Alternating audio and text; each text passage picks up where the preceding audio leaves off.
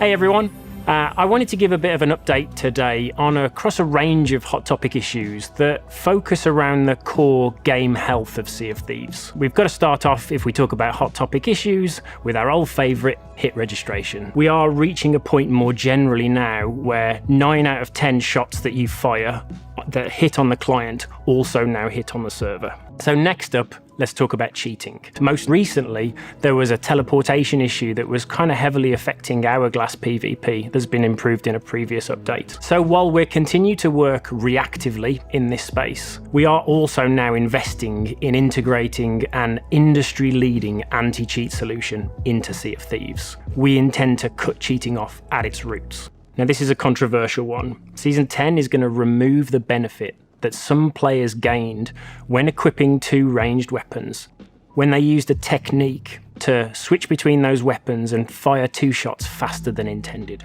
With the next update, players actually who try to quick switch in the old technique may actually find that it takes longer to get off that second shot. We appreciate that changing something that has become muscle memory for a lot of players is a challenge. But we feel confident that this levels the playing field for all players that are using 2 ranged weapons as a weapon loadout. Most of this work has actually been achieved by a new team that we've brought on board. That team has a key focus on improving the health of the game experience. We feel much more confident as we look ahead to the future. Hey everyone, so I'm back supposedly by popular demand, or was it more a demand for blood? Either way, it'll be a 9 out of 10 update.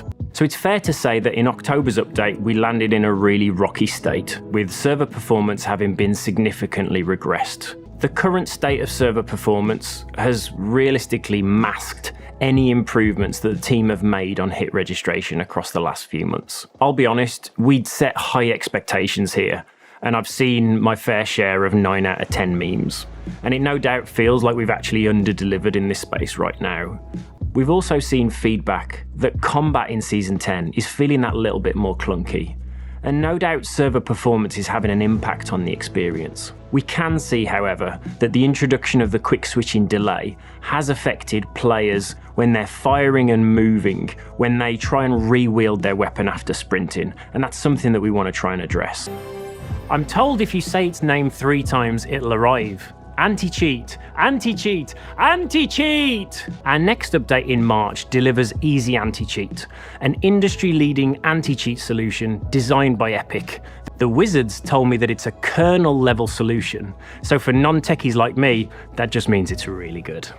As with any 9 out of 10 update for Sea of Thieves, there's always some bugs to be fixed up. We also saw some instability arrive in February's update, in the form of heightened game crashes. Hey everyone, it's been one hell of a busy month already, and it shows no sign of stopping.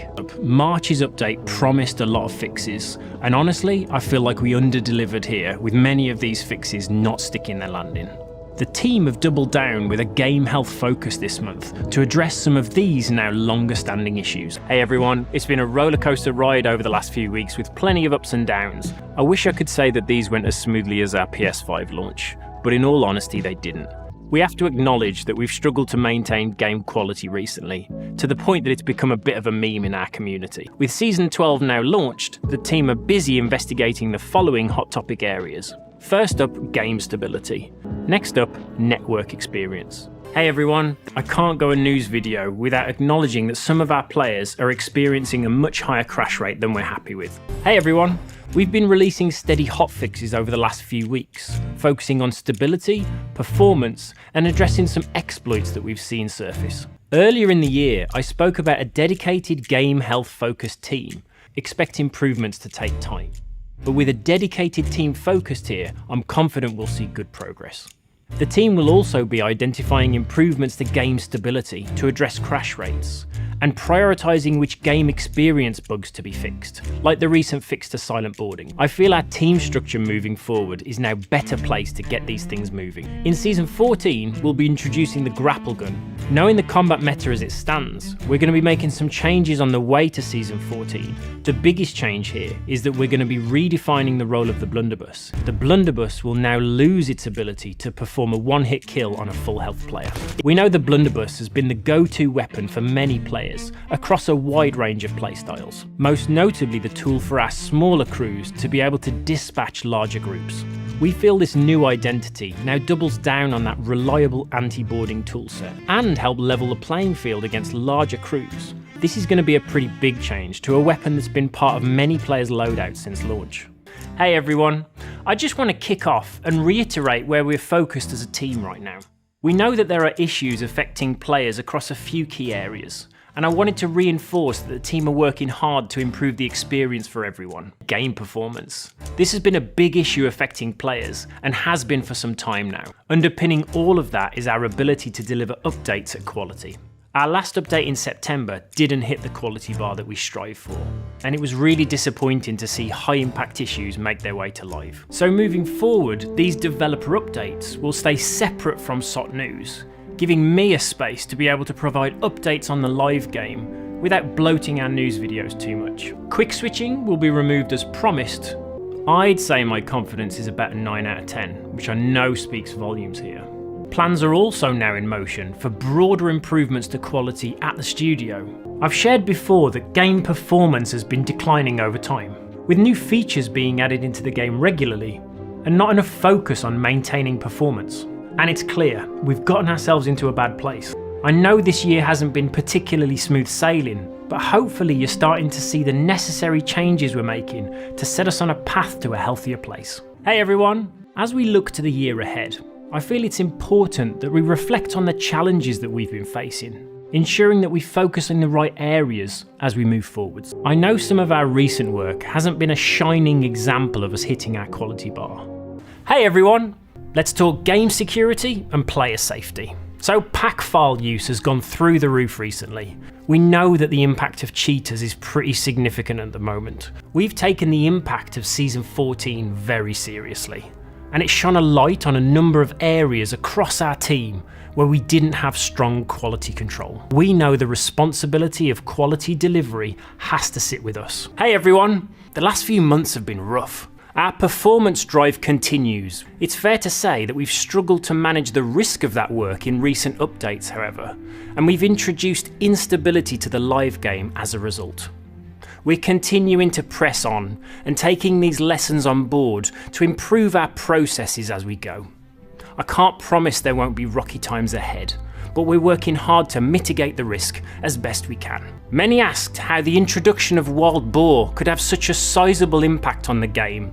Well, unsurprisingly, the big piggies had nothing to do with the issues here with diving and server migration.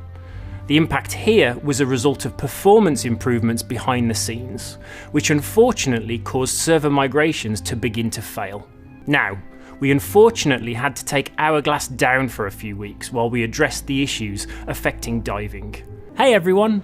So before we get into the usual updates, I wanted to reflect a little on the feedback we've seen from the recent Xbox showcase. And given the scale of some of our previous showcase announcements, some expectations were set uncomfortably high, but I can't wait to share more on our refreshed approach to seasons, starting here with Season 17. We've also seen the feedback on the balancing of some of the Reaper's Bones commendations introduced in Season 16. I don't think we gave enough consideration to how these would arrive as part of a season update, that the number of items being requested is just set way too high, and we've missed the mark here.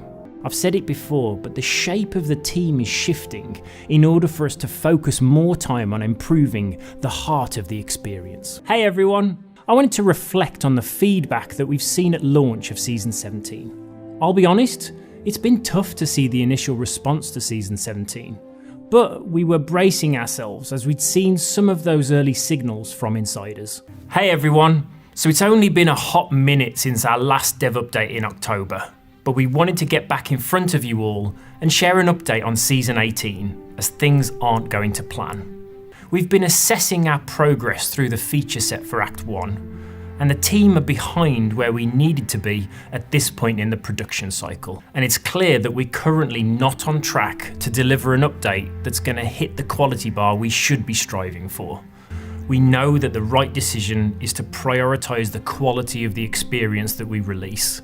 I wish it wasn't a meme at this point, but we know we need to do better here, and we'll be working to address this ahead of future updates. Hey everyone, we've seen increasing reports of how the seas are feeling quieter, with fewer crews on the horizon.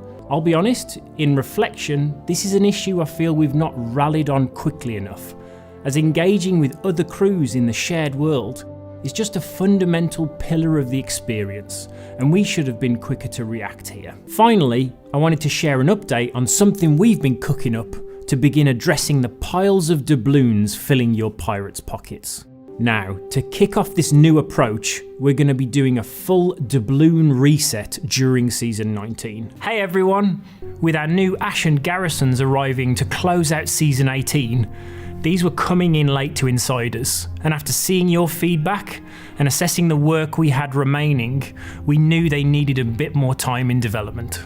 I'm not going to sugarcoat the fact that this is the second delay of Season 18.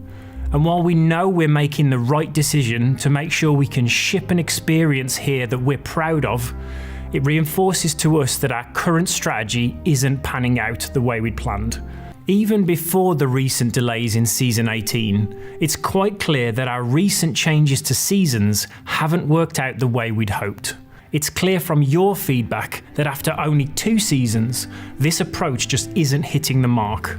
By optimizing for regular monthly feature updates, we're just delivering features that feel rushed, aren't materially expanding the game, and behind the scenes, that delivery cadence is also negatively impacting our team.